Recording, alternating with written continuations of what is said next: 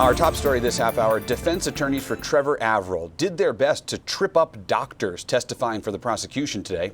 Averill, from Buckfield, is accused of shaking his baby daughter, resulting in her death. Raya Wooten spent the third day of this trial in an Auburn courtroom. She brings us the latest on the case, including new evidence that the prosecution says points to a history of abuse. Defense attorneys are working hard to create doubt. But as more medical professionals testify about the details of 2-month-old Harper Averill's injuries, they claim that Harper likely suffered abuse even before the traumatic brain injuries that led to her death.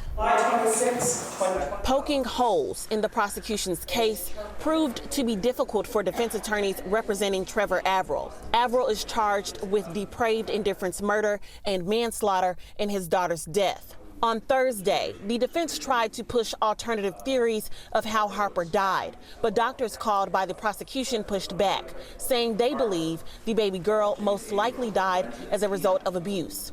Doctors say that Harper had several brain bleeds, tearing in her skull and hemorrhaging in her brain, spine, and eyes. The hemorrhaging caused a loss of oxygen flow to her brain. Investigators say when first responders were called on July 22, 2020, Trevor Averill told them that his daughter choked while he was feeding her.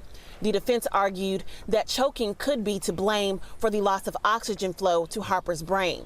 They also pointed to illness, possibly pneumonia, as another possible cause, pointing out that an X-ray showed she had a partially collapsed lung.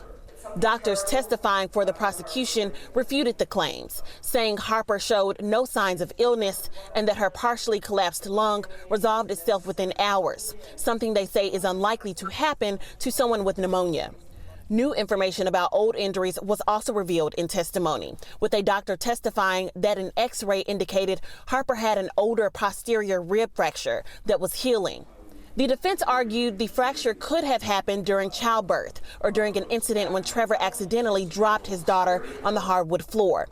But pediatric radiologist Dr. Kenneth Mendelsohn, testifying for the prosecution, pushed back, saying Harper's fracture was on rib 11 and that rib fractures that happen during birth are rare and usually occur on ribs 4 through 7.